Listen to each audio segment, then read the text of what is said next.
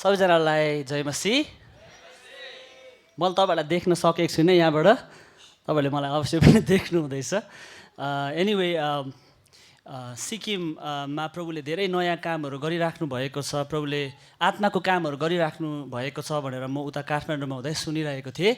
अनि आज तपाईँहरूको अगाडि आउन पाउँदा धेरै खुसी छु। अनि हालेलुया क्वायरसँग जोइन गरेर प्रभुको आराधना गर्न पाउँदा धेरै आशिषित महसुस गरेको छु।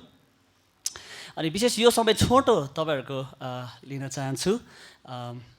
विशेष गरी जति पनि अघि हामीले यहाँनिर प्रोग्राम कोअर्डिनेट गर्ने उहाँलाई सोध्दै थियौँ। अनि उहाँले भन्नुहुँदै थियो यो कन्फरेन्सको उद्देश्य चाहिँ जवानहरूमा प्रभु येशू ख्रिस्टको त्यो तृष्णा जगाउनु है। अनि उहाँ मात्रै एउटा विशेष इन्ट्रेस्टको पर्सनालिटी हुनुहुन्छ भन्ने कुरालाई जगाउनलाई चाहिँ यो कन्फरेन्सको उद्देश्य उहाँले बताउनु हुँदै थियो है। अनि मलाई जब यहाँ आएर आराधना गर्दै थिएँ अनि अरू कुरा सिक्किमको बारेमा सुन्दै थिएँ, मलाई अनेस्टली मेरो हृदयमा यस्तो लाग्दै थियो कि यो जेनेरेसन प्रभुले यस्तो रेज गर्नुहुँदैछ जुन जेनेरेसनमा चाहिँ जवानहरूले प्रभु येशू ख्रिस्टको वचनलाई ग्रहण गरेर अनि पवित्र आत्माले ती हृदयहरूमा काम गरेको कारणले नयाँ हृदयहरू पाउनेछ। अनि जवानहरूले चाहिँ येशू ख्रिस्टमा नयाँ जीवन पाएको कारणले, येशू ख्रिस्टको वचनलाई प्रेम गरेको कारणले, अनि त्यो वचनले जीवनहरूलाई परिवर्तन हुन दिएको कारणले आज अनि त्यो समाज चाहिँ यो देशमा यो राज्यमा त्यो येशू ख्रिस्टको युनिक समाज तयार भइराखेको छ। जुन समाजलाई हेरेर चाहिँ आज जुन त्यो युनिक कम्युनिटीलाई हेरेर आज हाम्रो राज्य अनि हाम्रो देशले चाहिँ यसरी भन्ने छ, आहा यिनीहरूले त साँच्ची नै स्वर्गमा धन थुपार्दो रहेछ, यिनीहरूको प्रभु त साँच्ची नै जिउँदो रहेछ, यिनीहरूको परमेश्वर त साँच्ची नै महान रहेछ, अनि मैले त त्यो परमेश्वरलाई पो चिन्नु पर्ने रहेछ। आमेन आमेन। त्यो कुरा हामी देख्छौँ। अघि म प्रभुसँग समय बिताउँदै गरेको समयमा यो वचन पढ्ने मलाई इन्सपिरेसन भयो। फिलिपी 4 अध्यायको 4 देखि 9 सम्म म पढिदिनेछु, तपाईँहरूले सुन्न सक्नुहुन्छ। प्रभुमा सधैँ आनन्द गर, म फेरि पनि भन्छु आनन्द गर।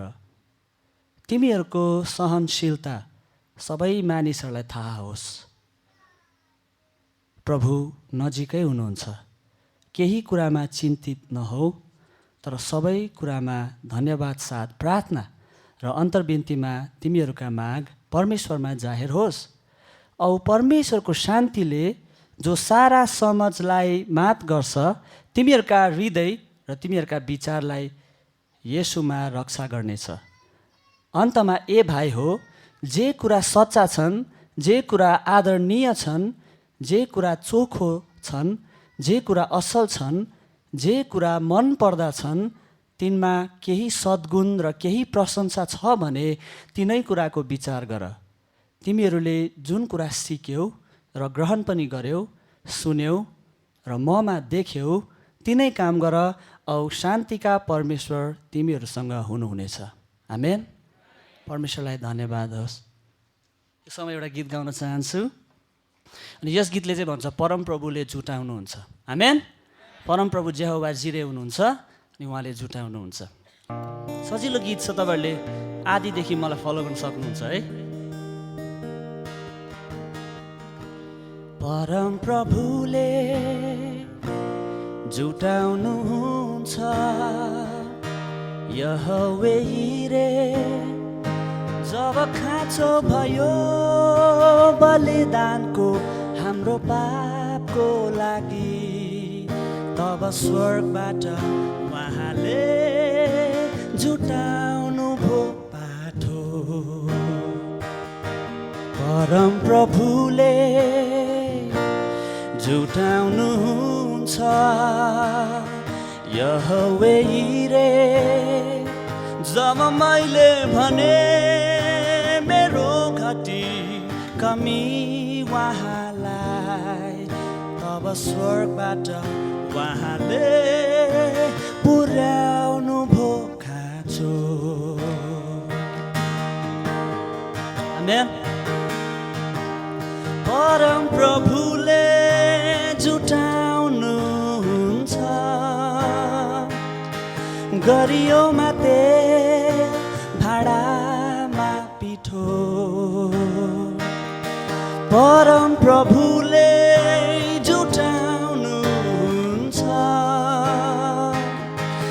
भन्सारमा अनाज चुलामा आगो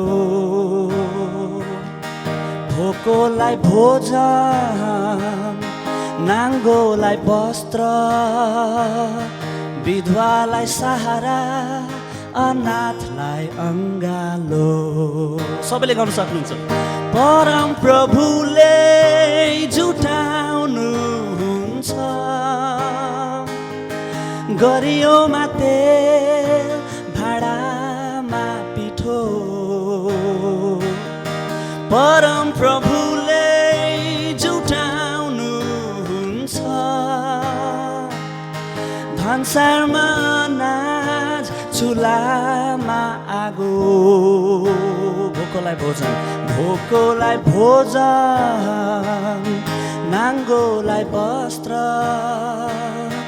विधवालाई सहारा अनाथलाई अङ्गालो परम प्रभुले जुटाउनुहुन्छ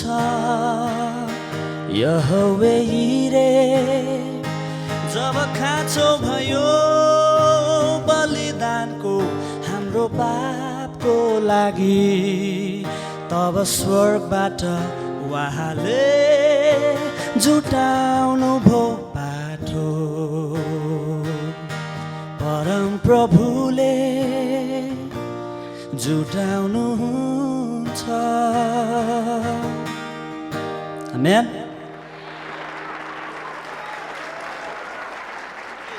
Thank you very much.